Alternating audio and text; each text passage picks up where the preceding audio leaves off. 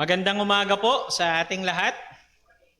Welcome po sa JCBC, sa ating Sunday morning worship service.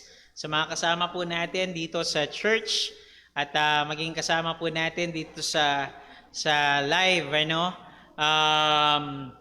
Tulad po kanina nakita nyo po sa nakapost ay naisin man po ng ating pastor, si Brother Paul, maging kanilang family na kasama natin sila ngayon.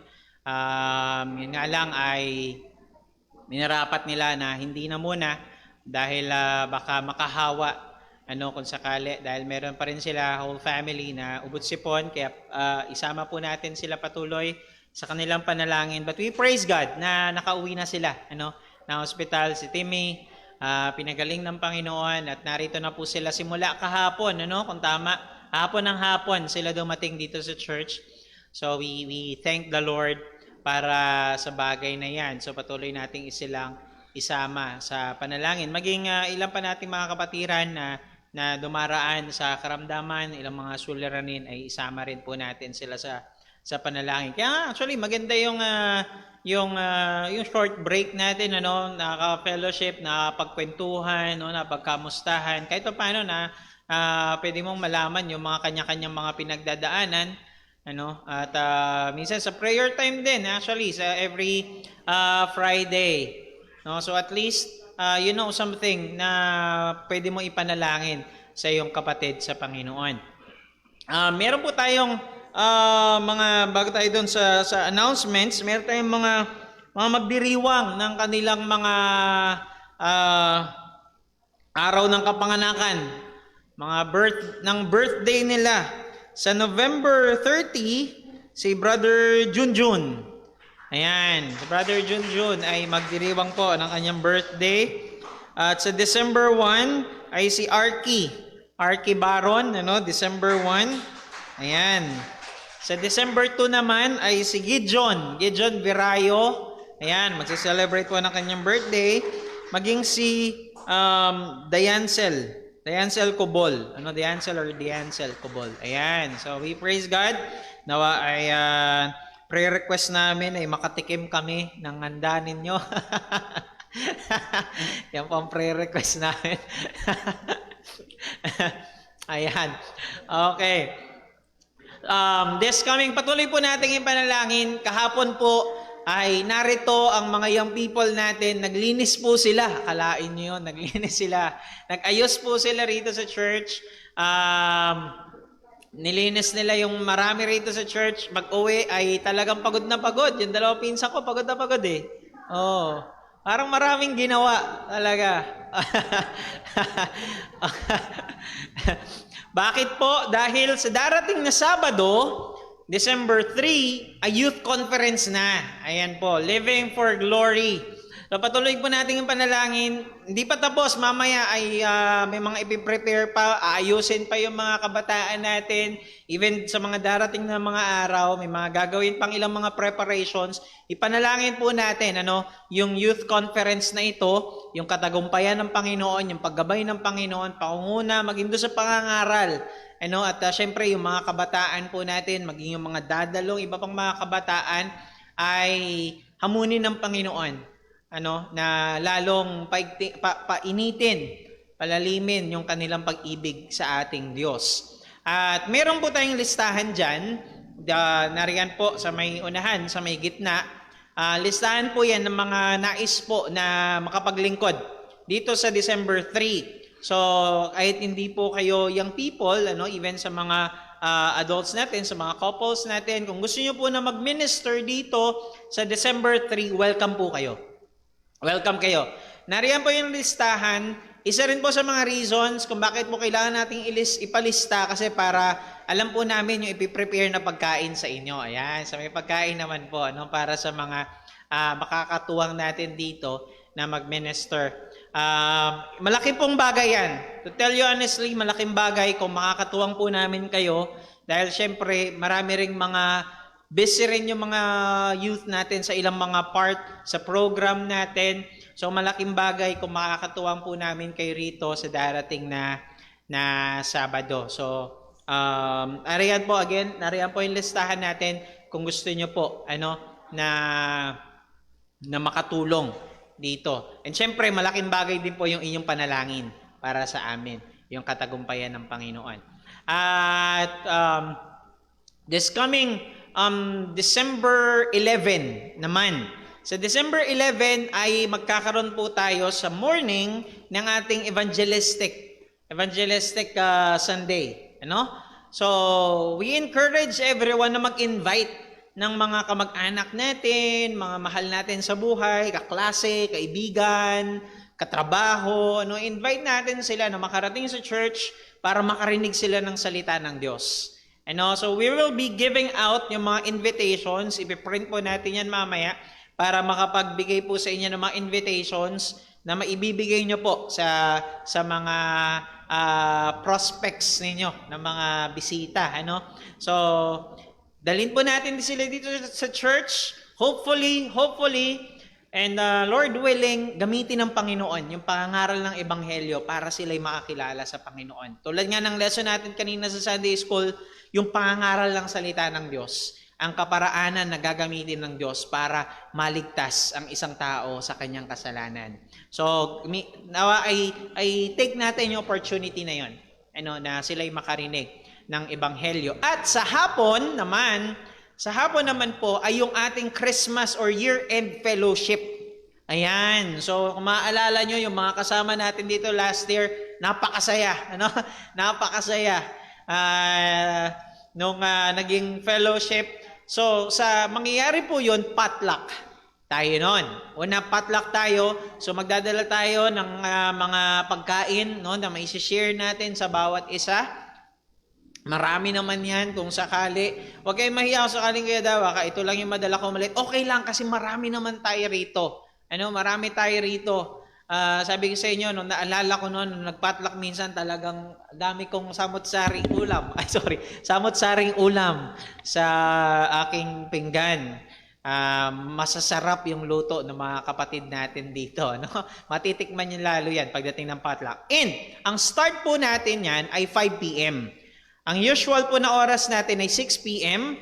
Ang start po ng ating evening service noon, dahil nga para sa ating Christmas and year-end fellowship ay 5 p.m. So mas aagahan po natin dahil nga may program pa tayo pagtapos ng ating worship service. So again, December 11 sa umaga, evangelistic, invite ng mga friends, invite your family, relatives, colleagues para makarinig ng Ebanghelyo. At tapos sa hapon ay ito po ay may worship service tayo, and then yung ating Christmas or year-end fellowship natin. And sa darating na December 25, yan po ay Pasko.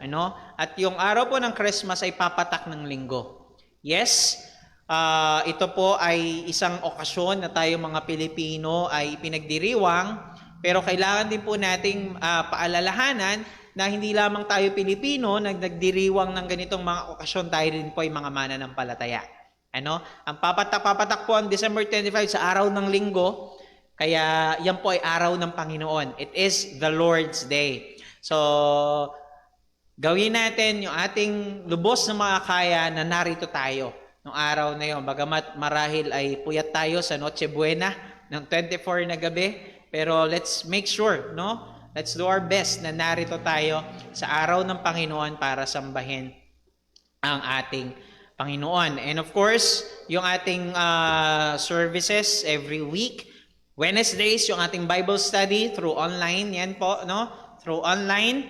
At Fridays naman, Friday nights, yung ating prayer meeting. Every 6 p.m. ang ating pong prayer meeting. Mauuna po dyan yung Bible study.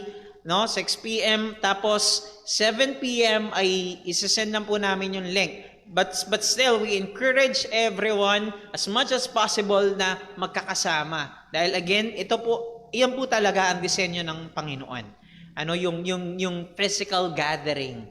But still, kung meron man, kung talagang hindi magagawa for some reasons, ay nariyan po yung Zoom natin, yung online. We encourage everyone na mag-join po kayo dun sa ating prayer time, para makapagpanalangin tayo sa isa't isa, may panalangin natin yung ating mga kapatiran, and syempre sabi ko nga katulad nga noon, in a way ay nakakapagbahagi na rin tayo ng kanya-kanyang mga nangyayari sa buhay natin sa loob ng isang linggo. So, and of course, sa Sunday, yung ating Sunday school every 8:30, 10 p.m. po, ito yung ating Sunday morning service, at mamayang gabi, yung ating pong Sunday evening service naman, 6 p.m.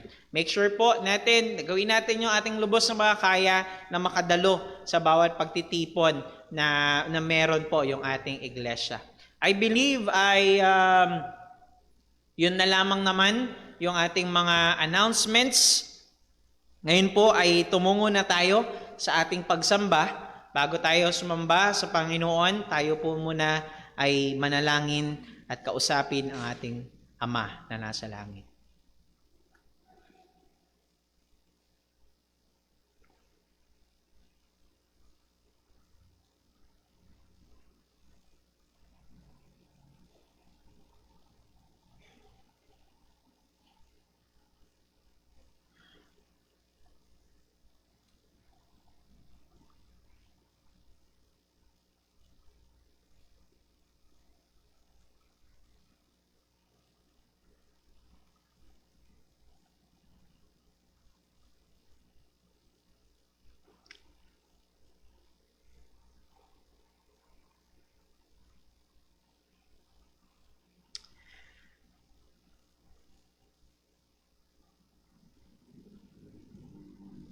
Aming Diyos na makapangyarihan, aming Ama na nasa langit. Kami po, Panginoon, ay lubos-lubos na nagpupuri sa iyo at nagpapasalamat, Panginoon, sa iyong mga dakilang mga biyaya na nag-uumapaw sa aming mga buhay, Panginoon. Lord, una sa lahat, kami po ay nagpapasalamat na kami po ay narito sa iyong bahay-sambahan ngayon. Salamat, Lord, sapagkat magkakasama kami ngayon. Salamat, Panginoon, sapagkat pinagkalooban mo kami, O Diyos, ng buhay ngayong araw na ito. Ginising mo kami, Panginoon, upang kami sa araw na ito ay tumungo sa iyong bahay-sambahan upang purihin ka, sambahin at luwalhatiin ang iyong dakilang pangalan. O Diyos, kami po'y humihingi sa iyo ng paggabay sa umagang ito, Panginoon. Una sa lahat, Lord, siyasatin mo ang aming mga puso. Tuloy mo kaming pakalinisin, pakabanalin, at patawarin, Panginoon, sa aming mga kasalanan at pagsalangsang sa iyong dakilang pangalan. O Diyos, patawarin mo po kami. Patuloy mo kaming gawing karapat-dapat, Panginoon, ang aming mga buhay sa harapan mo. Ang aming mga buhay, Panginoon, ang siyang aming mga buhay na handog na ihahain sa iyo sa aming pagsamba ngayong umagang ito, Panginoon. Lord, gabayan mo po kami sa aming pagsamba. Nawa, Panginoon, yung sa aming pag-awit, sa aming pagsambit ng mga salita na nagmumula sa mga katotohanan ng salita mo, Panginoon, nawa maihayag po namin ang kadakilaan mo, O Diyos. Tulungan mo kami, Panginoon, na sa aming pag-awit, sa aming puso, Panginoon, ay maunawaan po namin na ikaw ang siyang aming pinaawitan. Ikaw, Panginoon, ang siyang aming itinataas. Ang aming pagsamba, Panginoon, ay hindi po para sa aming mga sarili, kundi tanging para sa iyo lamang, Panginoon. Ang lahat ng bahagi, Panginoon, ng aming pagsamba, aming pananalangin, ang aming pagbibigay, ang aming pagbabasa ng salita ng Diyos, maging ang pangangaral at aming pag-aaral ng salita mo, Panginoon. O Lord, ang dalangin po namin sa iyo, ang lahat ng ito'y gabayan mo, Panginoon. Lahat ng ito, Panginoon, ay patnubayan mo at pangunahan. Lord, nawa ang banal na Espiritu ang kumilos po, Panginoon, sa amin ngayong umagang ito. Gumawa ka, Panginoon, sa puso ng bawat isa. Mangusap ka, Panginoon. At kung mayroon man sa amin sa kalagitnaan po, Panginoon, sa kalagitnaan namin, O Lord, na wala pa kay Kristo, sa kalagitnaan namin, O Diyos, na hindi patunay na nananampalataya sa iyo, Panginoon, nawa ang araw na ito, O Diyos, ang pangangaral mo ay gamitin mo upang sila ay makakilala sa iyo, Panginoon. Purihin ka, O Diyos. Gabayan mo po kami. Tulungan mo kami na maluwalhati ka at mapapurihan ngayong umagang ito. Ito po ang aming samadalangin sa matamis at mapangyarihang pangalan ng aming Panginoong Kristo. Amen at amen. Tayo pong lahat ay magsitayo, tayo po ay umawit sa Panginoon.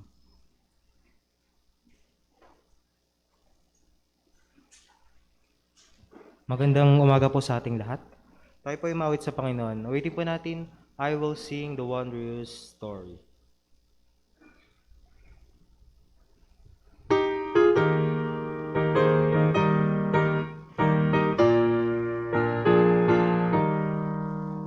I will sing the wondrous story of the Christ who died for me. How we laugh, we saw him in glory for the cross of Calvary. Yes, I'll sing the wondrous story of the Christ who died for me. Sing it with the saints in glory, gathered by the crystal sea. I was lost, but Jesus found me, found the sheep that went astray. Drew his loving arms around me, drew me back into his way. Yes, I'll sing the wonder story of the Christ who died for me. Sing it with the saints in glory, gathered by the crystal sea. I was bruised, but Jesus healed me. Pain was I from many a fall. Sun was gone and fears possessed me. Body freed me from them all. Yes, I'll sing the wonder story of the Christ who died for me. Sing it with the saints in glory, gathered by the crystal sea. Days of darkness still come for me, sorrow's paths I often tread, but the Savior still is with me, by His hand I'm safely led. Yes, I'll sing the wonder story of the Christ who died for me. Sing it with the saints in glory, gathered by the crystal sea. He will keep me till the river rolls its waters at my feet. Then he'll bear me safely over where the loved ones I shall meet. Yes, I'll sing the wonder story of the Christ who died for me. Sing it with the saints in glory, gathered by the crystal sea. Tayo po yung manatalim na katayo.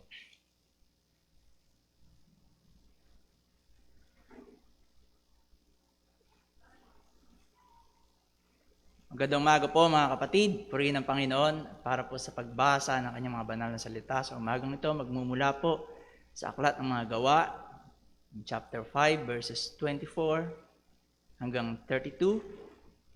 Sabay-sabay po nating basahin. Ready, read. Nang marinig ito ng pinuno ng mga kawal ng templo at ng mga pinunong pari, nabahala sila. Labis ang kanilang pagtataka kung ano ang nangyari. Siya namang pagdating ng isang taong nagsabi ng ganito, "Tingnan ninyo, ang mga lalaking ibinilanggo ninyo ay naroon sa templo at nagtuturo sa mga tao." Kaya sumama ang pinuno ng mga kawal sa bantay ng templo at kinuha ang mga apostol. Ngunit hindi sila gumamit ng dahas sa pangambang baka sila'y batuhin ng mga taong bayan. Nang kanilang madala ang mga apostol, pinatayo sila sa harap ng Sanhedrin. Tinanong sila ng kataas-taasang pari, Hindi ba't mahigpit namin kayong pinagbawalang magturo sa pangalang ito? Ngunit tingnan ninyo, pinalaganap ninyo sa Jerusalem ang inyong aral at nais pa ninyo kaming managot sa pagkamatay ng taong ito. Ngunit sumagot si Pedro at ang ibang mga apostol, ang Diyos ang dapat naming sundin at hindi ang mga tao.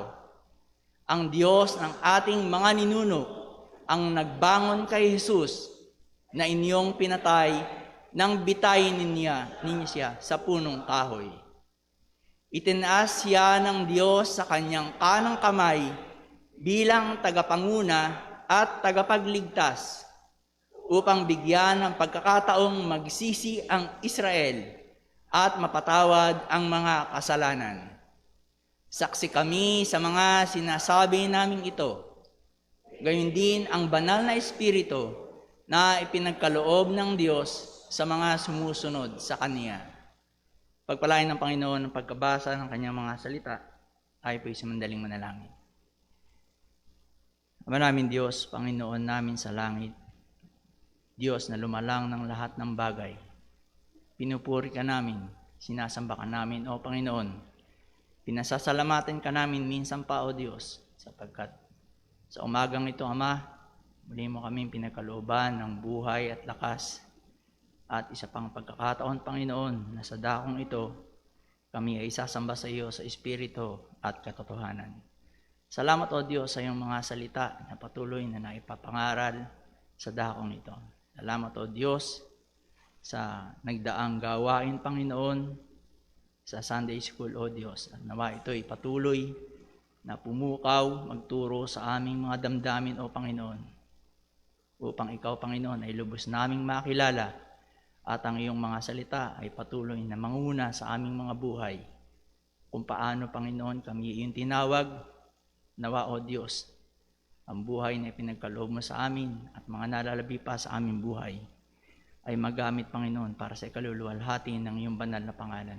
Salamat, O Diyos, sa mga biyaya na patuloy na pinagkakaloob mo sa amin, sa kalakasan, sa hanap buhay na iyong pinagkatiwala, sa mga mahal sa buhay na ibinigay mo sa amin. Nawa, O Panginoon, tulungan mo kami bilang mga ama ng tahanan, mapangunahan ang aming sambahayan, Panginoon, ang aming mga asawa, maging ang aming mga anak, na patuloy na malapit sa iyong banal na pangalan. Gabayan mo kami, O Diyos. Patawarin mo kami, O Panginoon, anumang karumihan, anumang kasalanan na iyong masumpungan sa amin. Sa sandaling ito, Panginoon. Nawa, O Panginoon, ihanda mo ang aming mga puso sa pagpapatuloy ng mga gawain sa dakong ito, Panginoon, sa pangangaral ng iyong mga salita. Sa aming pakikinig, Ama, buksan mo ang aming puso at isipan, aming matutuhan ang iyong kalooban, at ito naway maging gabay namin sa aming buhay. Ingatan mo rin po, Panginoon, ang mga kapatid namin, Ama, na nando doon, ang mga suliranin, ang kalungkutan, kabiguan. Lord, kumilos ka, Panginoon, sa aming mga sarili, Panginoon, sa aming mga kapatid. Nando doon ang karamdaman, Panginoon. Salamat, O Diyos, na sa umagang ito, makakapiling namin sa pagsamba ang aming kapatid na si Brother Dave. Ikaw, Panginoon, amin tinatawag tuwina, Panginoon, para sa ikaayos ng kanyang kalusugan. Alalahanin mo rin, Panginoon, ang mga kapatiran namin. Alam mo, Panginoon, kung sino-sino sila at ang kanilang mga pinagdaraanan, mga suliranin sa buhay. Ito naway magturo pa, Panginoon, na kami patuloy na umasa sa iyong dakilang pangalan. Lord, ingatan mo rin po ang aming pastor, Panginoon, si Brother Paul, ang kanyang sambahayan, Ama. Ay ikaw po ang patuloy na magbigay ng kagalingan para sa kanilang mga karamdaman sa sandaling ito, Panginoon. Nawa, O Diyos, patuloy kang kumilos sa aming kalagitnaan. Tulungan mo kami, turuan mo kami, Panginoon. At nawa, O Diyos, ang lahat ng kaluwalhatian ay mauwi sa iyong dakilang pangalan. Ito po ang aming samot dalangin sa matamis na pangalan ng aming Panginoong Jesucristo, aming Panginoon at tagapagligtas. Amen.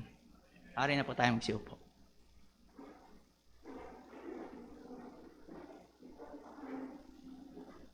Tayo po'y muling mawit sa Panginoon. Awitin po natin, I am thine, O Lord.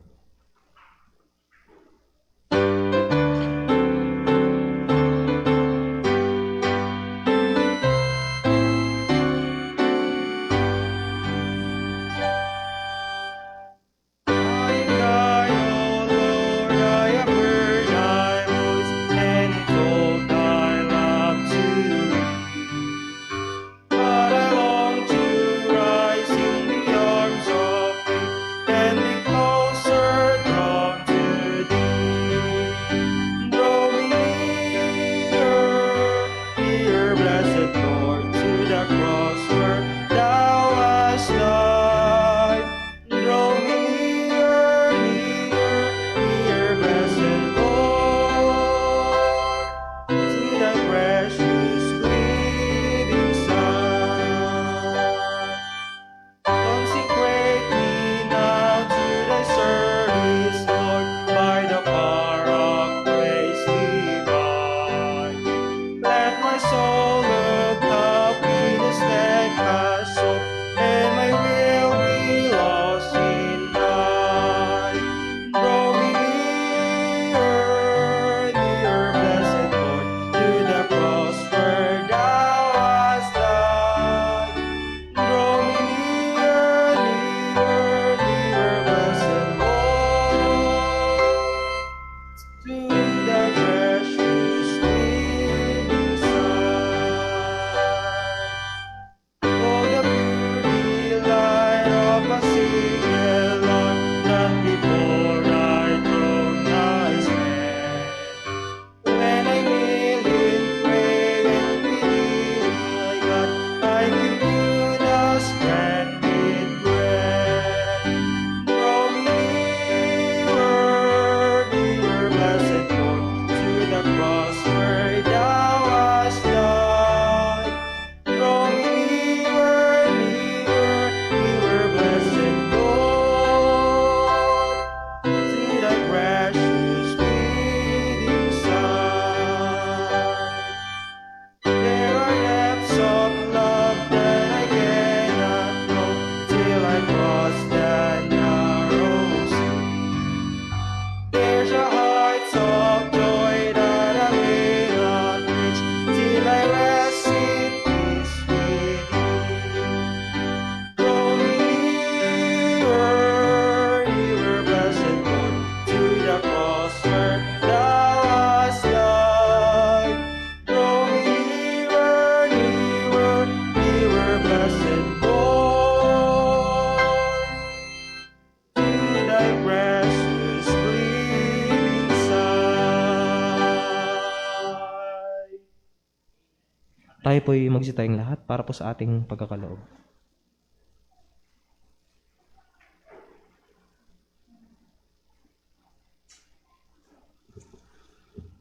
Magandang umaga mga kapatid. Purihin ang ating Panginoon. Para po sa basihan ng ating pagkakaloob, atin pong basahin ang 2 Corinthians chapter 9 verse 6 hanggang 8. Ready? Read. But this I say, he which soweth sparingly shall reap also sparingly, and he which soweth bountifully shall reap also bountifully.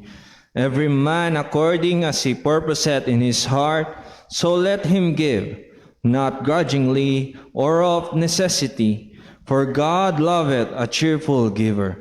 And God is able to make all grace abound toward you, that ye, always having all sufficiency in all things, may abound to every good work. Pagpalain po ng Diyos ang pagbabasa ng kanyang mga salita. Tayo po ay manalangin.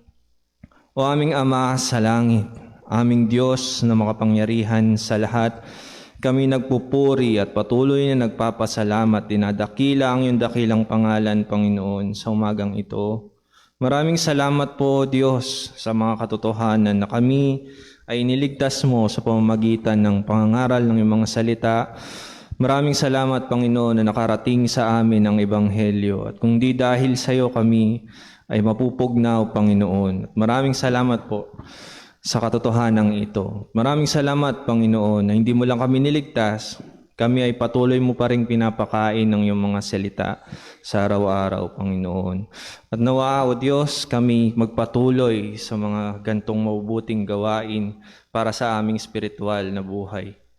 Hindi mo lamang kami pinapakain ng spiritual, Panginoon, kami rin, O Diyos, sa aming mga pisikal na pangangailangan, ay Ikaw ay nagiging tapat sa amin sa araw-araw, Panginoon. Maraming salamat po sa mga nagdaang araw na kahit hindi namin alam kung saan nanggagaling, Panginoon, alam namin na Ikaw, O Diyos, ang nag-aalaga at patuloy na nag-iingat sa amin, Panginoon. Maraming salamat po na iningatan mo ang pamilya ng aming pastor na si Brother Paul, Panginoon, na patuloy silang gumagaling na. Salamat sa iyo, Panginoon. At maraming salamat din po sa mga provision mo sa aming mga kapatid na meron ding ibang karamdaman, Panginoon. Mga mas matitinding karamdaman, Panginoon. Thank you, Lord, na patuloy mong nire-reveal sa kanila kung gaano kakabuti sa amin, Panginoon. At nawa, pati ang mga kapatid na nahihirapan, Panginoon, maraming salamat po sa iyong patuloy na pagsusustento sa kanila, suporta sa kanila. Thank you, Lord. Thank you. At sa iglesia naming ito, Panginoon, maraming salamat po sa iyong suporta sa iglesyang ito, Panginoon. Hindi mo kami pinababayaan. Patuloy mong sinusupply ang pangangailangan ng iglesyang ito, Panginoon. Maraming salamat pong muli. At ngayon kami dadako sa aming pagsamba sa iyo sa pamamagitan ng mga bagay na meron kami, aming pag-aalay, Panginoon. Mabigyan mo kaming puso na may tunay na kagalakan, Panginoon. Pusong nagpapasalamat sa iyo, tunay nag-aalay sa iyo, Panginoon.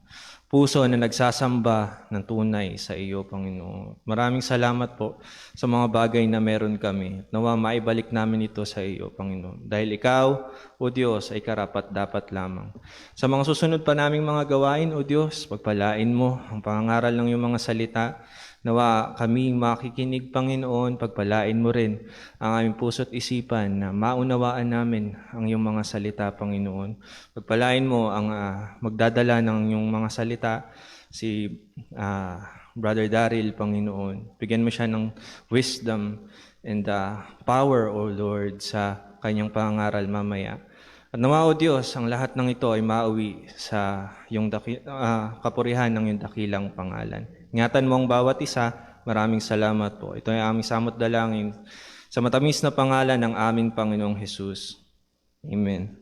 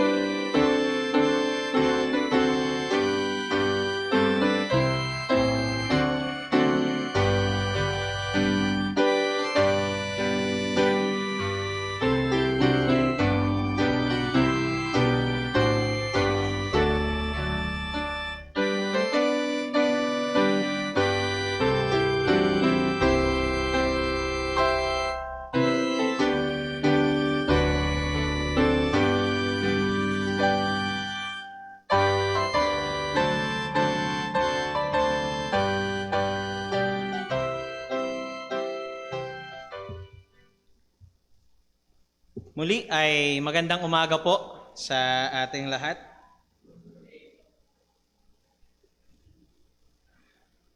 Nakakapanibago po, madalas kasi na nagpipreach ako ay sa gabi. Konti lang rito. Ngayon pala, ganito pala ang pakiramdam. Ganito pala ang pakiramdam. Tayo po ngayon ay tumungo sa ating pag-aaral ng salita ng Diyos. We must obey God rather than men. Iyan po ang naging title ng preaching ng isa sa mga lolo ko na si John MacArthur noong July 26 taong 2020. Yan ay dahil naging mainit yung issue na ang Grace Community Church kung saan nagpapastor si John MacArthur ay hindi nagsara ng kanilang simbahan at nagpatuloy pa rin ang kanilang physical gathering sa gitna ng pandemya. Dahil sa kanilang naging desisyon na manindigan, na hindi ipasara ang simbahan at hindi itigil ang physical gathering, humarap sa kaso ang iglesia ng Grace Community Church.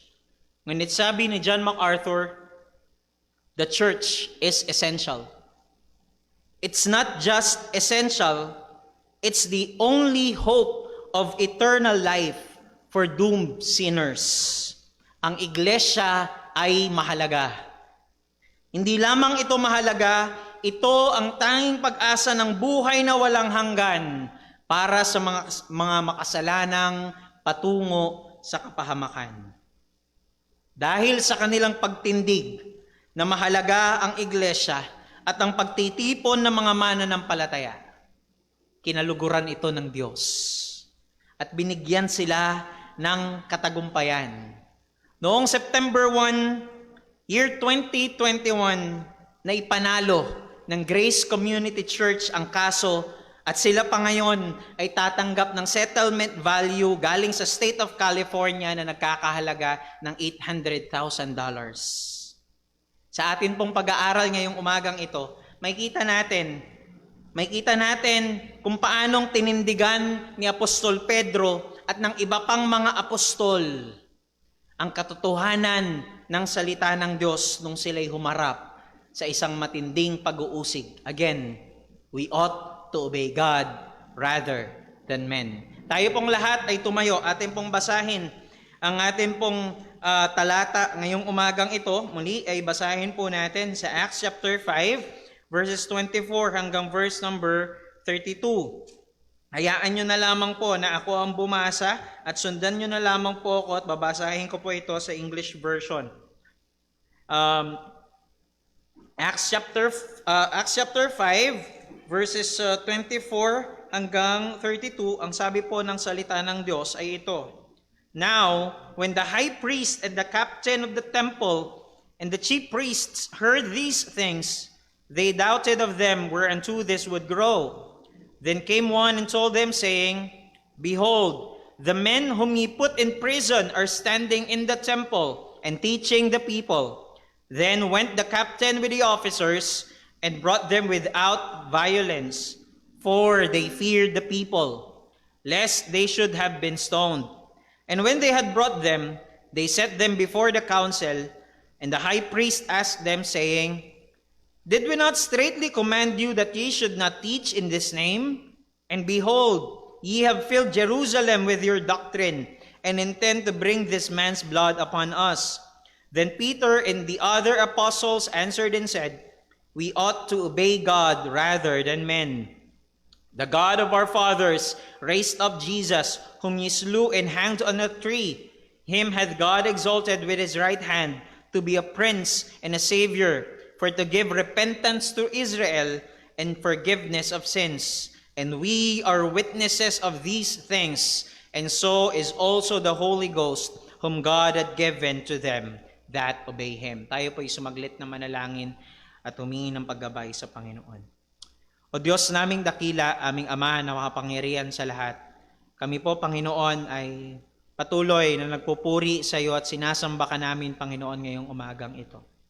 Ngayon po, Diyos, kami po idadako sa aming pag-aaral ng iyong mga salita.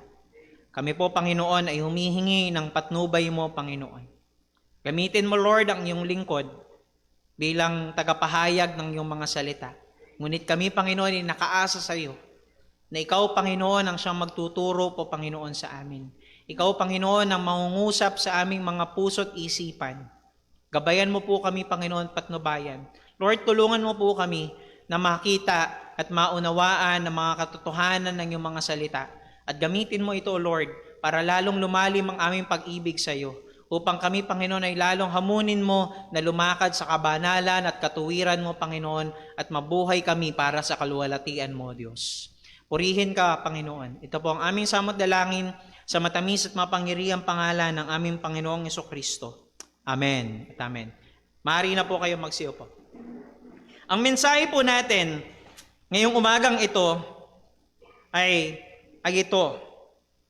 Ang pinakamasarap na pahinga ay masusumpungan natin doon sa mga kamay ng ating soberanong Diyos na gagawin niya na may kapangyarihan ang kanyang perpektong kalooban. Bilang mga tumitiwala sa Kanya, nararapat lamang na tindigan natin ang mga katotohanan ng Ebanghelyo na ating naranasan simula nang tayo'y makasumpong ng kaligtasan.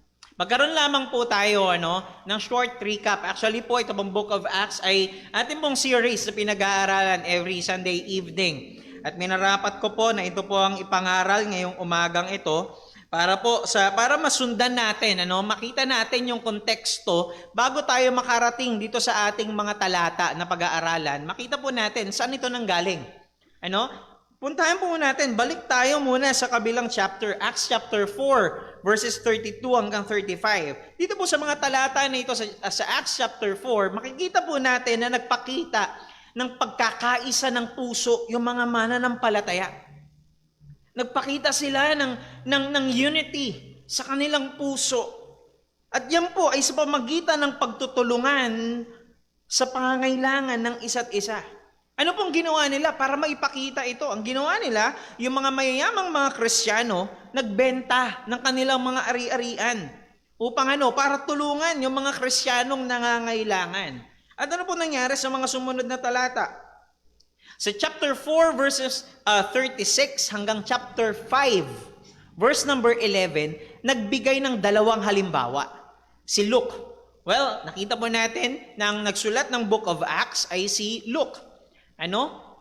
Ngayon, nagbigay po siya ng dalawang halimbawa ng mga mananampalataya nung panahon na yun na nagbenta ng kanilang mga ari-arian. Meron tayong positive example or good example at merong bad example or negative example. Una, ay yung example natin dyan ay si Barnabas or si Josephus.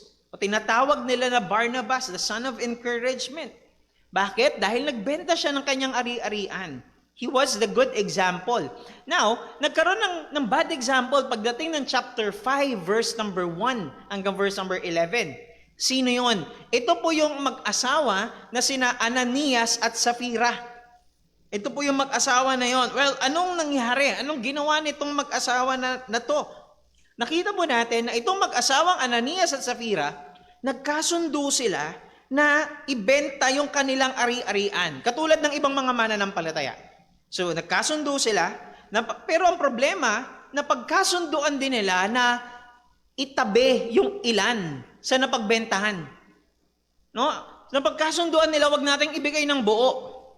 Now, ang problema, ang naging kasalanan nila roon ay hindi naman dahil nagtabi sila.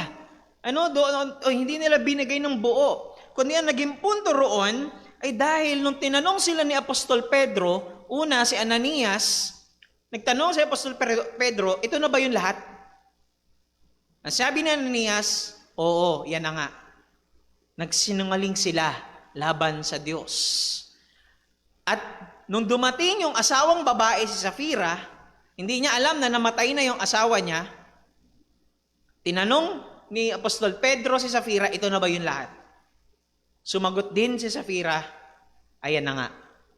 Nagsinungaling din si Safira, and right there and then, sila'y kapwa pinatay ng Panginoon. So makita po natin na itong mag-asawang ito ay nagkasundo na ibigay yung kanilang ari-arian, pero nagkasundo rin sila na itabi yung ilan, at ang matindi pa niya, nagkasundo sila na magsinungaling. Huwag nating sabihin ng totoo. Dahil parehas sila ng sagot magkahiwalay silang tinanong, pero magkaparehas sila ng sagot. Ibig sabihin, kasama ito sa kanila na pag-usapan, itago natin. Huwag nating sabihin na itinabi natin yung ilang mga bagay. Now, matapos yung mangyari na yon, dahil pinatay ng Diyos si Ananias at Safira dahil sa kanilang kasalanang ginawa laban sa Diyos.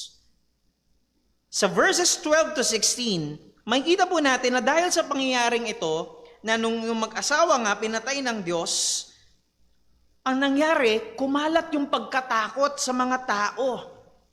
Kumalat yung pagkatakot, hindi lang sa mga mananampalataya, kundi maging sa mga hindi mananampalataya. Bakit? Dahil nakita nila na seryoso pala ang Diyos pagdating sa kasalanan. At nakita nila na seryoso pala ang Diyos sa kabanalan. Big sabihin, ganon kaseryoso ang Diyos laban sa kasalanan. At ganon kaseryoso ang Diyos na ang mga mananampalataya ay dapat lumalakad sa kabanalan. Ngunit, bagamat may mga hindi mananampalataya na natakot, at sabi doon ng talata, pag nabasa natin, ayaw na nilang makijoin.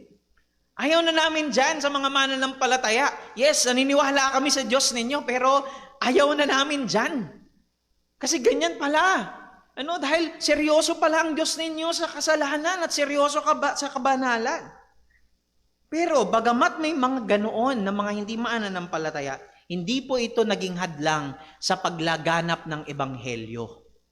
Lumaganap pa rin ang ebanghelyo. And actually, sabi nga ng text, mas marami pa ang nakakilala sa Panginoon. Mas marami pa ang nakarinig ng ebanghelyo. Now, in verses 14 to 16, makikita po natin again na nag-spread. Puntahan po natin saglit, verses 14 to 16, dahil ito yung kokonekta, dito sa text natin. And believers were the more added to the Lord, multitudes both of men and women. Believers were the more added. After nung mangyari, mas marami pang naidagdag. Sumunod na talata, in so much that they brought forth the sick into the streets and laid them on beds and couches, that at the least the shadow of Peter passing by might overshadow some of them. There came also a multitude out of the cities, nasa labas na, round about unto Jerusalem. Unti-unti nang kumakalat, lumalabas na sa Jerusalem yung pangangaral ng ebanghelyo, bringing sick folks and them which were vexed with unclean spirits, and they were healed every one. Now, dahil sa patuloy na paglawak, kita natin lumalawak na, lumalaganap na ang Kristyanismo. Dahil po sa pangyayaring ito, higit sa malamang ang mga mananampalataya natutuwa. At marahil, maging tayo rin po, right? Maging tayo, nakikita natin, ganito pala nangyayari noon. Lumaganap ang ebanghelyo. Hindi ba ito'y isang bagay na nakakatuwa para sa ating mga mananampalataya? Pero ang problema, may mga taong hindi ito ikinatutuwa. Hindi nila ikinatuwa. At ang mga taong iyon ay ang mga religious leaders, tulad ng mga Pharisees and Sadducees, ang mga Pariseo at ang mga Saduceo. Bakit po? Ano nangyari? Nagkaroon sila ng inggit sa mga apostol. Nagkaroon sila ng inggit. Bakit? Dahil dumadami na yung followers ng mga apostol. Dumadami na yung mga sumusunod sa kanila. At nainggit sila dun sa mga Kristiyano. Bakit?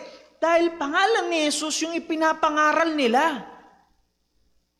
Anong gusto ng mga religious leaders? Ang gusto ng mga religious leaders, nainggit sila dahil gusto nila sila yung maraming followers. Sila yung maraming mga sumusunod. Ang gusto ng mga religious leaders na ito, gusto nila yung pangalan nila ang isinisigaw ng mga tao. Hindi yung pangalan ni Jesus. Kaya ano pong ginawa nila? Ang ginawa ng mga religious leaders na ito, pinadakip nila, ipinakulong ang mga apostol. So narito na po yun. Makikita po natin sa verse number 19. Verse number 19. Anong ginawa ng Panginoon? Nung pinadakip ng mga religious leaders, hulihin niyo yung mga apostol. Nung pinahuli mga apostol, ang ginawa ng Panginoon sa verse number 19, nagpadala siya ng tulong. Verse number 19, but the angel of the Lord by night opened the prison doors and brought them forth. So makita natin, nagpadala ng tulong ang Panginoon. So makita na po natin dito yung katotohanan na ang Diyos sa gitna ng matinding pag-uusig, sa gitna ng matinding suliranin, sa gitna ng matinding pagsubok, nagpapadala ng tulong ang Panginoon. Nagpapadala ng tulong ang Diyos. Hindi man siguro po sa ganitong kaparaanan, na magpapadala din ng anghel sa harapan natin, pero naroon ang katotohanan na tayo tutulungan ng Diyos. Naroon ang katotohanan. At hindi lamang po yan, makikita natin na yung anghel na ito ay hindi lamang naroon para tulungan sila, meron siyang mensahe. Diba sa verse number 19, and said, sabi ng verse number 20, "Go, stand and speak in the temple to the people all the words of this life." So ibig sabihin, may daladalang, well, sa biblical times, makita natin na mga angels are messengers. Sila yung mga mensahero. Palagi na pag nagpadala ang Diyos ng anghel, merong itong kalakip na mensahe. May dala itong mensahe. Ano? So ang mensahe na dala ng anghel, tumungo kayo roon sa templo. Mangaral kayo ng salita ng Diyos. Hindi ba parang, teka, doon na nga sila nanggaling eh. Kaya nga sila kinulong dahil nangangaral sila sa templo. Tapos iniligtas mo yung mga apostol, tapos pababalikin mo na naman doon para mangaral. Well, yan ang kalooban ng Panginoon. Yan ang kalooban ng Diyos para sa kanila. Inihayag ng Diyos kung ano yung kalooban ng Diyos na gawin nila sa gitna ng suliranin. So makita po natin yung katotohanan na kapag tayo bilang mga mananampalataya, dumadaan tayo sa mga suliranin, dumadaan tayo sa pag-uusig, sa persecution, dumadaan ka sa mga pagsubok, dumadaan ka sa mga matitinding mga suliranin ng buhay. Ang dapat po nating gawin, alamin kung ano ang kalooban ng Diyos na dapat nating gawin. At ano pong ginawa ng mga apostol? As soon as possible, ASAP, early in the morning, marahil ay kinabukasan yun agad-agad nung umaga, nagtungo sila roon sa templo. Naroon yung katotohanan na hindi lamang alamin natin yung kalooban ng Diyos. Ano ba yung kalooban ng Diyos? Bakit ko ba nararanasan yung ganitong pagsubok ng buhay? Bakit ba ako pinipersecute? Bakit ba ako nasa ganitong mabigat na suliranin? Ano ba yung kalooban ng Panginoon? Pag naunawaan mo, pag naintindihan mo, ang malinaw na katotohanan na sinasabi ng Diyos, gawin natin. Ganapin natin kung ano man ang kalooban ng Diyos. Mayroon tayong ganoong responsibilidad na hindi lamang alamin, kundi gawin o ganapin ang salita ng Panginoon. Now, tumungo po tayo sa ating talata. Ano? Ito na yung nangyari, ang mga apostol bumalik na sa templo. Ano? Dahil niligtas sila ng anghel, ano? Binuksan ng anghel yung padlock ng prison doors, ang ginawa ng anghel para mang-asar sa kanila, sinarado ulit. Kaya nung pagdating doon ng mga religious leaders, ng mga bantay, teka, ba't sarado? Pero wala lang tao. Tapos yung mga nagbabantay, nasa labas. Nagtataka sila. Paano nakalabas yung mga apostol? Honestly, hindi ko rin alam kung paano. Dahil nandun yung bantay, hindi ko alam kung paano, kung tineleport ba sila, hindi ko alam. Hindi natin alam. Pero ang katotohanan na alam natin, inilabas sila ng Panginoon doon. Inilabas sila ng Diyos. At nung inilabas sila ng Panginoon, naroon sila muli sa templo, nangangaral ang mga apostol. Ito na ngayon yung konteksto natin. Narito tayo sa ganitong setting. Now, verse number 24. Now, when the high priest and the captain of the temple and the chief priest heard these things, nung marinig nila na walang tao, kasi bumalik yung inutusan nila, puntahan nyo yung mga apostol. Nung bumalik, sabi niya, wala ron. Wala ron yung mga apostol. Kaya sabi dyan, when the chief priest heard these things, yun yung sinabi, they doubted of them whereunto this would grow. Saan kaya nagpunta yung mga yun? Saan kaya sila tumungo? So, ang nangyari dito, kasi nga, nakalak yung prison doors. Tapos nandun yung mga nagbabantay. Kaya nga tanong nila, nasan yung mga apostol? Saan sila nagpunta? Well, ang sagot doon ay hindi po to the moon. Ang sabi po ng verse number 25, then came one and told them, saying, behold, the men whom ye put in prison are standing in the temple and teaching the people. So nangyari, may siguro nagtatanong sila, nag-uusap-usap sila, nasaan ang mga apostol? Bakit? Kasi lilitisin nilang muli eh. Katulad ng ginawa nila in chapter 4. Nagtatanong sila, may dumating, nag-report. Ang sabi sa kanila nung nag-report, nandoon sa temple. Naroon sa temple. Alam niyo po, itong part na ito is something na nakakatawa at nakakatuwa na tagpo. Why? Dahil ipinahiya ng Diyos yung mga religious leaders na ito at pinagmukha silang katawa-tawa. Biruin ninyo, pinahuli nila yung mga apostol dahil nangangaral sila doon sa templo, tapos nandoon na naman yung mga apostol nangangaral. Pinakulong ng mga religious leaders yung mga apostol, ipinadlock yung prison gates, nilagyan ng mga bantay sa labas, pero ano nangyari? Nakawala sa kulungan yung mga apostol. And take note, again, nakasecure pa rin yung lock at nandoon sa labas yung mga bantay. Pero yung mga bantay, wala silang kaalam-alam na wala na pala silang binabantayan. Wala silang idea. Wala na pala silang binabantayan na sa loob. Well, hindi po natin pwedeng sabihin na tutulog-tulog lang yung mga nagbabantay. Bakit? Dahil po nung panahon nila, the ancient times, particularly the Roman Empire times, yung mga pinagbabantay, kapag nakawala, yung binabantayan nila, matindi ang parusa. Papatayin yung nagbabantay. May parusang kamatayan. Paparusahan yung nagbabantay ng kamatayan. Samantalang sa panahon po natin, ang dami na pong mga nakawalang kriminal, yung iba po ay nasa Senado pa. Pero wala pong naparurusahan. Sa time na ito, ipinahiya ng Diyos at ginawang katawa-tawa yung mga religious leaders. Bakit? Dahil sa masamang nasain nila laban sa mga apostol. Meron silang masamang nasain laban sa kanila. And once again, naroon sa templo yung mga apostol. At anong ginagawa nila? Nangangaral ng ebanghelyo. Bakit? Dahil iyon ang kalooban ng Diyos para sa kanila. Yun ang kalooban ng Diyos na gawin nila.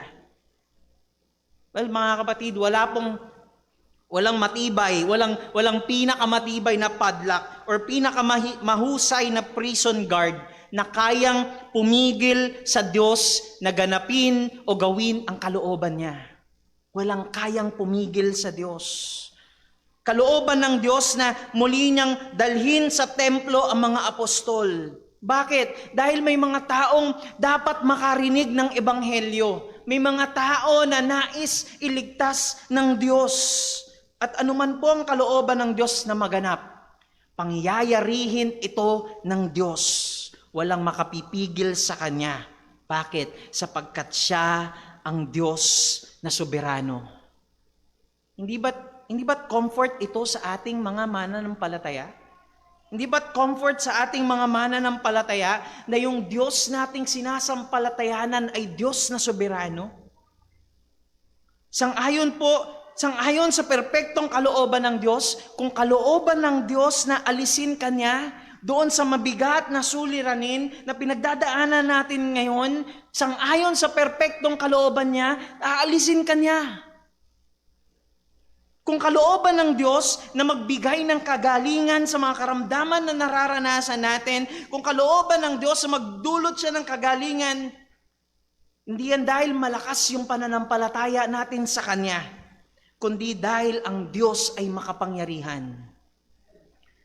Siya'y kumikilos sang-ayon sa Kanyang perpektong kalooban. Mga kapatid, ang pinakamasarap po na pahinga ay hindi po yung makatulog tayo dito sa loob ng church. Aircon pa naman, Mga kapatid, magtiwala po tayo sa Diyos at magpahinga sa mga katotohanang ito na ang pinakamasarap na pahinga ay masusumpungan natin doon sa mga kamay ng ating soberanong Diyos na gagawin niya ng merong kapangyarihan ang Kanyang perpektong kalooban. Gagawin niya na may kapangyarihan ang Kanyang perpektong kalooban. And in contrast, dahil ito po ang nais ng Diyos, tulad ng mga mananampalataya noon, yung mga apostol na ito, na ang nais ng Diyos, magtiwala tayo sa Panginoon. Marahil, di ba parang pwede kang magtanong bakit? Lord, bakit mo na naman ako pababalikin doon sa templo? Doon na nga kami galing, kaya nga kami kinulong. Pero ang nais ng Diyos, magtiwala sa Kanya, sa Kanyang perpektong kalooban. Ito ang kalooban ng Diyos. Ito ang dapat nating gawin. Ito ang dapat nating gawin. Ang nais ng Diyos, magtiwala tayo sa Kanya. Magpahinga tayo sa Kanyang soberanong kapangyarihan. At in contrast, sa mga taong nagtitiwala sa Diyos at may banal na pagkatakot sa Kanya, ang mga mananampalataya. Narito ang mga religious leaders sa verse number 26. Verse number 26, basahin po natin. Then went the captain with the officers and brought them without violence, for they feared the people, lest they have been stoned. So nung nalaman po ng mga religious leaders na naroon na naman sa temple yung mga apostol nangangaral, anong ginawa nila? Pinuntahan nila naman.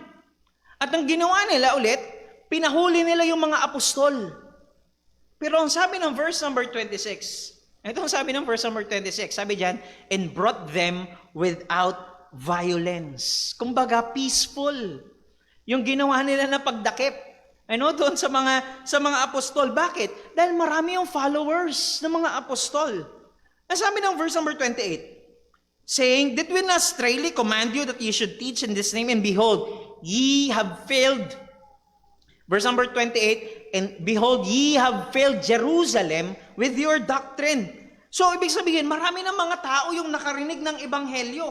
Kumbaga, ang tono rito ng mga religious leaders, yung buong Jerusalem, dinoktrinahan nyo na.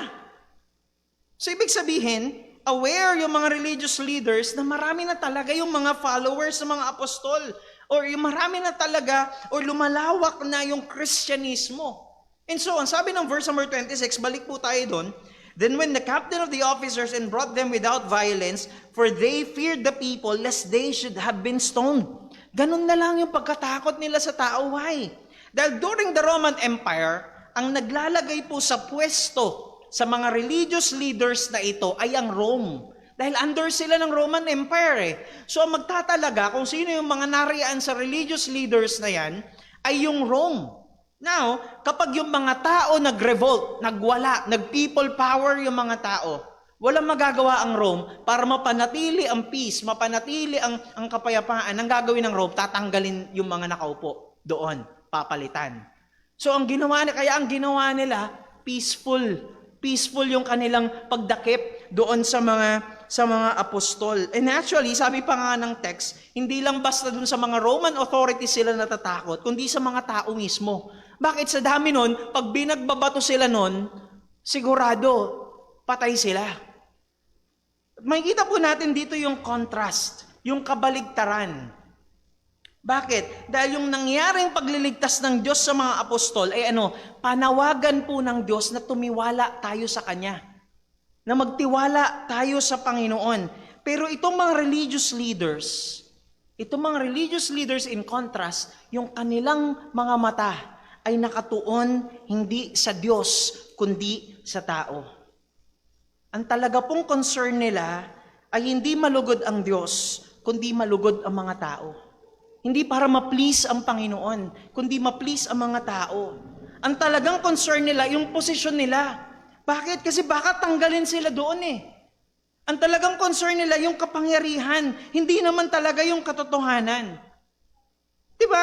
Isipin po natin, paano makakawala sa bilangguan yung mga apostol? Nakalak yung prison doors at nandun yung mga bantay. Alam ng mga religious leaders na posibleng may kakaibang nangyari. Alam nila. Dahil imposible na makaalis doon ng mga apostol na naroon ng mga bantay at nakalak yung prison doors. Alam nila na mayroong kakaibang nangyari. Pero anong ginawa nila? Nagbulag-bulagan sila sa katotohanan. Nagbulag-bulagan sila sa katotohanan. Wala silang pakialam sa katotohanan.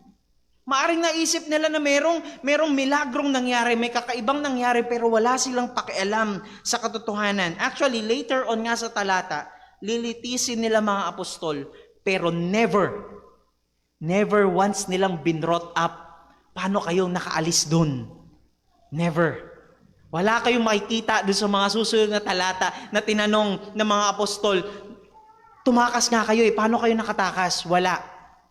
Dahil somehow in themselves, alam nila na mayroong kakaibang nangyari kung paano nakawala ang mga apostol, pero nagbulag-bulagan sila sa katotohanan. Bakit? Wala silang pakialam sa katotohanan. Ang concern nila, yung sarili nila. Ang concern nila, yung mga tao na ma-please nila. Ang concern nila ay wag silang mapatalsik dun sa kanilang posisyon. At para po mas mabigyan diin na wala silang pakialam sa katotohanan, ito po yung sinasabi ng susunod na talata. Verse number 27 and verse number 28. And when they had brought them, they set them before the council, and the high priest asked them, saying, Did we not straitly command you that you should not teach in this name? Hindi ba inutusan namin kayo na wag nang mangaral sa pangalan na ito? So kung maalala po natin sa pag-aaral natin sa Book of Acts, sa chapter 4, ipinaliwanag po ni Apostol Pedro sa mga religious leaders na ito, sino ba si Jesus? Sino ba si Kristo? Ipinaliwanag ni Apostol Pedro sa kanila na si Jesus yung Mesiyas at siya yung ipinako ninyo, siya yung anak ng Diyos, siya yung pinatay ninyo. But in here, in chapter 5, matigas talaga yung puso ng mga religious leaders na ito. Hindi pa rin nila ni-recognize si Kristo. Kita niyo ang sabi nila. Ano sabi po nila?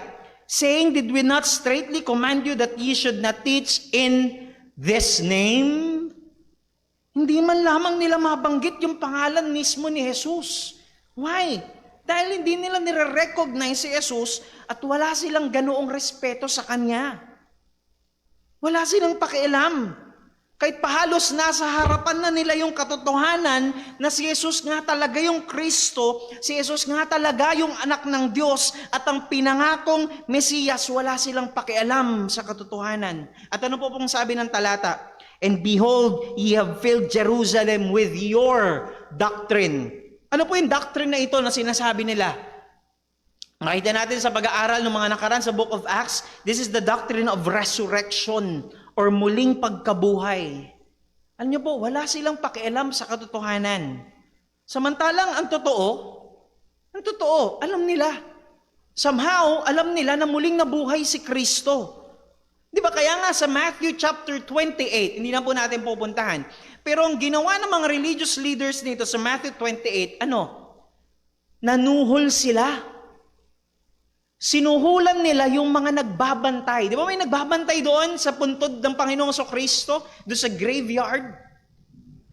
So ang ginawa ng mga religious leaders, sinuhulan nila, binigyan nila ng pera, binigyan nila ng salapi. O ang gawin ninyo, ganito magpakalat kayo ng fake news. Ang sabihin ninyo, na wala yung katawan ni Kristo sa libingan, bakit? Dahil ninakaw ng mga apostol niya, ng mga disipulo niya. So ganun ang ginawa. Ganun ang ginawa ng mga religious leaders, nanuhol sila para may kumalat na fake news na hindi naman talaga nabuhay si Kristong muli. Pero somehow in themselves, alam nila na wala roon ang katawan ni Kristo doon sa libingan at narinig nilang paulit-ulit na muli ay mabubuhay si Kristo matapos ang ikatlong araw. Well, somehow alam nila, pero wala silang pakialam sa katotohanan. At sabi pa po doon, at sabi pa nila sa dulo, and intend to bring this man's blood upon us. Gusto nyo pa na nasa amin yung bigat, nasa amin yung responsibilidad ng pagkamatay ng taong ito? Alam nyo po, biglang nagka-amnesia yung mga religious leaders. Bakit? Nakalimot ata sila. Puntahan po natin. Matthew 27 verse number 25. Sabi nila yan, di ba? Ayaw nila, you intend to bring this man's blood upon us? Samantalang nung chapter 27 verse number 25, then answered all the people and said, His blood be on us and on our children. Di ba ang sinisigaw nila, ipako si Kristo. Sige, sa amin mo na ibilang yung dugo niya, yung pagkamatay niya, maging sa mga anak natin. Tapos ngayon, bakit nyo sa amin ibinibilang yung pagkamatay niya? Tila nagkaroon ng amnesia ang mga religious leaders na ito.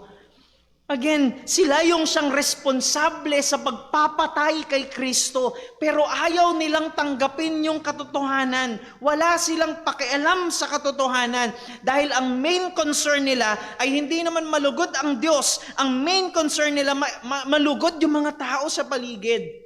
Ang pag-asa nila ay wala sa Diyos, kundi naroon sa posisyon na meron sila, sa kapangyarihan na meron sila, sa posisyon na kanilang kinalalagyan. Mga kapatid, ganito po yung imahe ng mga hindi tunay na sumasampalataya kay Kristo.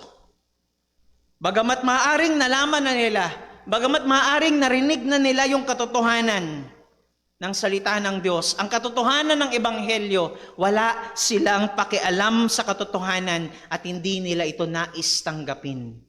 Ano po sabi ng salita ng Diyos? Romans chapter 1, verse 21.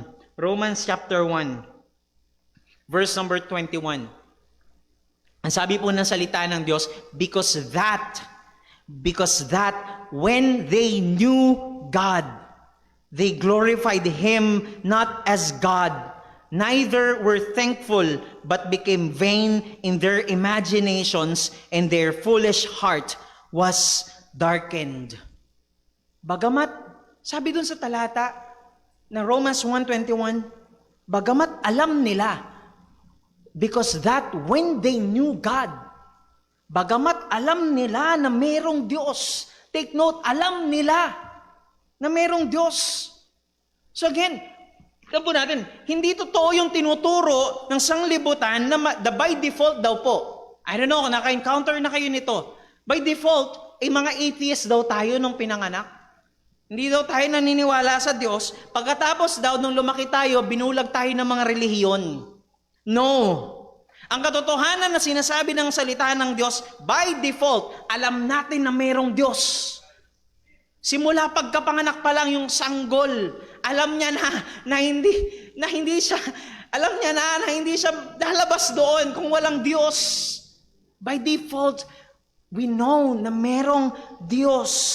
Pero dahil sa kasalanan, ayaw natin sa Diyos.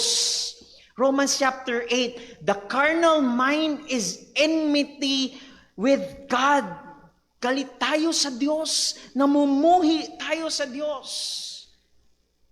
Again, bagamat alam ng mga hindi mananampalataya na merong Diyos, hindi nila siya niluluwalhati. Hindi niluluwalhati ng mga hindi mananampalataya ang Diyos. Hindi nila na ikukonsidera na tunay na dapat pasalamatan ang Diyos na siyang lumikha ng lahat, na siyang may hawak ng lahat ng bagay dito sa mundo. Imagine, araw-araw po tayong nabubuhay. Gumigising tayo sa bawat umaga, pero hindi mo kinikilala na habag ng Diyos ang dahilan kung bakit nagising ka pa kanina. Yung hangin na inihinga natin, sa Diyos yan. Sinisinagan tayo ng araw sa bawat umaga. Nililiwanagan tayo ng buwan ng mga bituin sa gabi. Lahat ng yan ay pagmamayari ng Diyos. Nakatungtong tayo at nakatira sa mundong nilikha ng Diyos. Araw-araw, oras-oras. Natatamasa natin ang nag-uumapaw na kabutihang loob ng Diyos. Ngunit matakot ka. Matakot ka kung hindi mo kikilalanin ang Diyos. Matakot ka kung hindi mo kikilalanin si Kristo. Matakot ka kung hanggang ngayon ay pagmamatigasin mo ang iyong puso at hindi mo tatalikuran ang kasalanan at hindi mo pagsisisihan nito. Matakot ka sapagkat darating ang araw na hindi mo na mararanasan ang kabutihang loob ng Diyos. Ang mararanasan mo na lamang ay ang banal na puot ng Diyos at ang kanyang makatuwirang hustisya. Matakot ka sapagkat nakatahan sa iyo ngayon ang puot ng Diyos at darating ang araw na hahatulan ka ng Panginoon. Ang pag-asa po natin ay wala sa ating sarili. Ang pag-asa natin ay hindi sa ating sariling lakas. Ang pag-asa natin ay hindi sa ating kakayahan. Dahil hindi mo naman kayang iligtas ang sarili mo. Ang pag-asa natin ay na kay Kristo. Ginanap ni Kristo ang kaligtasan, ang kanyang pagkamatay doon sa krus, ang naging kabayaran sa kasalanan at muli siyang nabuhay upang ang sino mang sumasampalataya sa kanya ay magkaroon din naman ng buhay sa kanya. Wala nang kahatulan. At ibibilang ka ng Diyos sa kanyang pamilya at ituturing na kanyang anak. At siya'y iyong magiging ama o dakilang biyaya. Wonderful grace of Jesus. At sa ating mga mananampalataya, sa ating mga Kristiyano, sa ating mga mananampalataya, alam niyo po, hindi po tayo naiba sa kanila. Hindi po tayo naiba sa mga hindi mananampalataya. Bakit? Dahil ganito rin yung katayuan natin noon. Tayo rin ay mayroong ganoong kalagayan noon na galit sa Diyos, namumuhi sa Diyos, at mas iniibig ang kasalanan. Ganito ang dati nating kalagayan, pero salamat at purihin ang Diyos sa kanyang dakilang biyaya. Bakit? Sapagkat binuksan niya yung ating mga puso at ating mga mata na nakita natin yung mga katotohanan na makasalanan tayo. Hindi tayo karapat-dapat. At kailangan natin si Kristo para iligtas tayo sa kasalanan.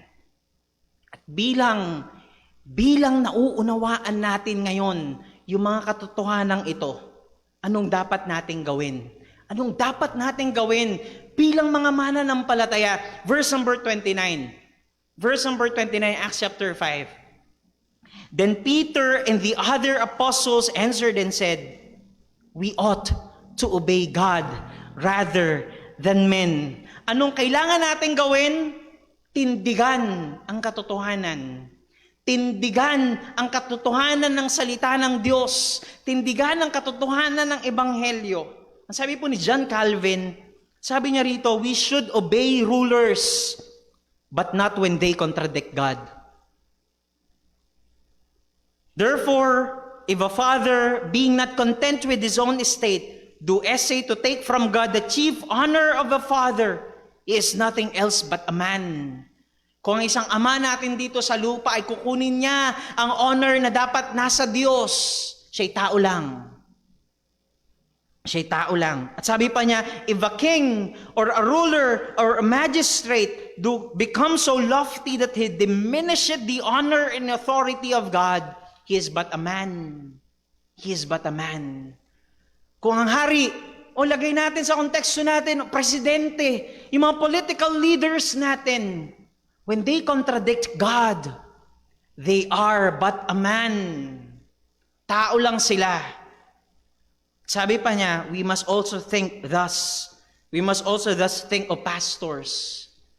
Sinasabi ni John Calvin, again, yung ama natin sa langit, sa lupa, maging yung mga rulers natin dito, mga political leaders natin, at maging sa mga kapastoran ng mga iglesia na imbes na pinamumunuan ng maayos ang iglesia ay naghahari sa iglesia. Ang sabi ng Diyos, kung sila ay sasalungat sa otoridad ng Diyos, we ought to obey God rather than men. Sundin natin ang Diyos. Sundin natin ang Diyos rather than men. At napakaganda po ng fundamental truth na tinayuan at tinindigan ng Apostol Pedro at ng mga apostol. Ang sabi po ng verse number 30 and verse number 31. Ano-ano yung mga tinindigan nila?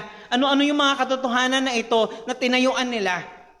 The God of our fathers raised up Jesus whom ye slew and hanged on a tree. Him had God exalted with his right hand to be a prince and a savior, for to give repentance to Israel and forgiveness of sins. Sabi ni Apostol Pedro, ang Panginoong Jesucristo ay namatay, pero muli siyang nabuhay. At siya ngayon ay nakaluklok sa kanan ng Ama. At siya ay nagkakaloob ng pagkakataon na tayo ay magsisi ng kasalanan at meron tayong kapatawaran sa Kanya. Mga kapatid, ito po ang Ebanghelyo. Narito ang Ebanghelyo. At yung tinutungtungan nating fundamental truth, at tinutungtungan din namang fundamental truth ng mga apostol noon, ito po ay isang sure and solid foundation. Why? Verse number 32. Kung titindigan natin ang ebanghelyo, kung titindigan mo, kung tatayuan mo ang ebanghelyo, nakatayo ka sa sure and solid foundation. Why? Verse number 32, sabi niya, we are witnesses of these things. And so is also the Holy Ghost whom God had given to them that obey Him. Tayo mga saksi. Tayo mga saksi ng mga katotohanan ng ebanghelyo. Alam po natin, mula sa salita ng Diyos. At alam natin sa ating mga sarili. Why? Sapagkat yung banal na spirito na nakatahan sa atin, siya yung nagpapatotoo. Na totoohang naranasan natin ang ebanghelyo at nakasumpong tayo ng kaligtasan at kapatawaran kay Kristo. Ano po ito para sa atin? Kung nais mong makakilala kay Kristo yung mga mahal natin sa buhay, kaibigan, katrabaho, tindigan natin ang ebanghelyo. Tindigan natin, tayuan natin, ipangaral ang ebanghelyo. Ipangaral mo sa kanila, ibahagi mo sa kanila, ituro mo sa kanila ng may buong tapang, buong lakas ang ebanghelyo habang nakaasa sa kapangyarihan ng banal na Espiritu. Again, hindi ka nakaasa sa iyong sarili lang. At tulad ng lesson natin kanina sa Sunday School, you're preaching the Word of God. You're preaching the power of God. You're preaching the wisdom of God. Kapag ipinapangaral mo ang ebanghelyo, kapangyarihan ng Diyos, karunungan ng Diyos ang daladala mo. Hindi sariling mga salita mo lamang, kundi ito'y sa Diyos. Nawa, wag po tayong pagharian ng takot, kundi pagharian tayo ng ating pag-ibig sa Diyos at ating pag-ibig sa ating kapwa at pag-ibig sa mga mahal natin sa buhay. But yes, nandun ang truth. Katulad ng susunod pa na makikita natin, na mararanasan. Yes, naroon ang katotohanan na maaari po tayo makaranas ng persecution. I know, some of us here, dahil sa pagtayo natin bilang mga mananampalataya, ay nakakaranas ng pag-uusig, nakakaranas ng persecution. Totoo po, maaari talaga nating maranasan yan. Dahil sa pagtindig natin sa katotohanan. Pero alam nyo ba, kung bakit bumalik pa rin yung mga apostol doon sa templo? Sa kabila ng alam nila na maaari ulit silang i-persecute. Maaari silang anytime ipahuli. Pero bumalik silang muli doon. Bakit? Dahil naranasan nila na hindi sila pinabayaan ng Diyos. Hindi ba't nagpadala muli ng Diyos ang tulong sa kanila? Kung titindigan natin ang ebanghelyo, hindi man tayo tulungan ng Diyos katulad ng paraan, sa katulad ng sa mga apostol, pero makakaasa po tayo na tutulungan tayo ng Diyos.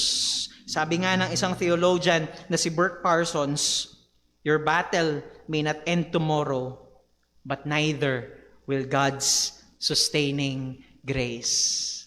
Hindi man matapos ngayon yung pakikibaka mo diyan sa suliranin, sa pagsubok, sa persecution na dinaranas mo ngayon, hindi man matapos yan ngayon. Hindi matatapos at hindi mauubos yung sustaining grace ng ating Panginoon. At let me end with this verse, Romans chapter 8, verse number 17. And if children, then heirs, heirs of God, and joint heirs with Christ, it so be that we suffer with Him, that we may be also glorified together. When we suffer, when we don't suffer alone. We don't suffer alone. Hindi tayo nagsuffer na mag-isa.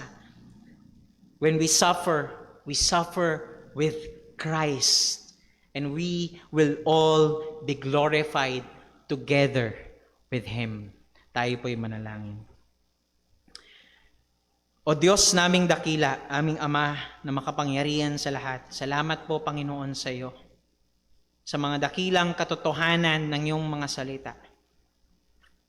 Salamat po Diyos dahil alam po namin na bagamat dinadala mo kami sa mga kalagayan, sa mga sitwasyon na naroon kami sa matinding pagsubok, matinding suliranin, o maaaring ang ilan sa amin ay nakakaranas ng mga pag-uusig.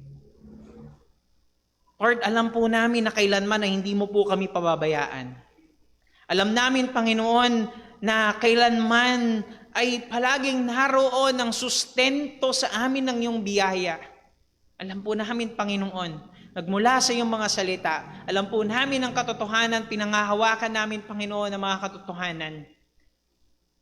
Na alam po namin ng mga bagay na pinangyayari mo sang-ayon sa iyong perpektong kalooban ay para po sa ikabubuti ng iyong mga anak. O Diyos, tulungan mo po kami na magpahinga sa iyong soberanong kapangyarihan na nasa mga kamay mo ang lahat ng bagay, Panginoon. O Diyos, tulungan mo po kami sa lahat ng bagay namin kinaharap. Nawa, Panginoon, tulungan mo kami, Lord, na magkaroon ng lakas, ng tapang, ng kapangyarihan, na ibahagi, ipangaral ang salita ng Diyos, ang Ebanghelyo sa mga tao na hindi pa nakarinig nito at wala pa kay Kristo. Tulungan mo kami, Panginoon. O Diyos, pinupuri ka namin, pinapasalamatan, niluluwalhati ka namin, O Diyos, iniibig ka po namin. Ito po ang aming samad dalangin sa matamis at mapangyarihang pangalan ng aming Panginoong Jesucristo. Amen at amen. Tayo pong lahat ay magsitayo, tayo po'y umawit ng ating pangwakas na awit.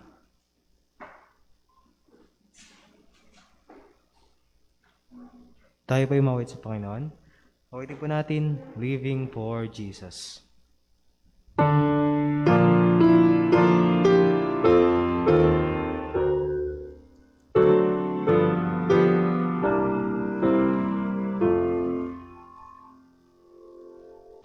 Living for Jesus, a life that is true. Striving to please Him in all that I do. Yielding allegiance, glad-hearted and free. This is the pathway of blessing for me. Oh Jesus, Lord and Savior, I give myself to Thee. For Thou in Thine atonement, this give Thyself for me. I own no other master, my heart shall be Thy throne. My life I give henceforth to live, O Christ, for Thee alone. Living for Jesus, earth's little one, my dearest treasure, the light of His mind. Seeking the lost ones, He died to redeem. Bringing the weary to find rest in Thee.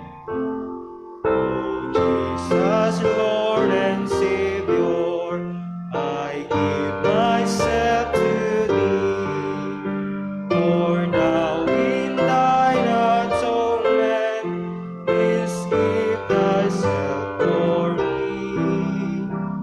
I own no other master, my heart shall be Thy throne. My life I give henceforth to live, O Christ, for Thee alone.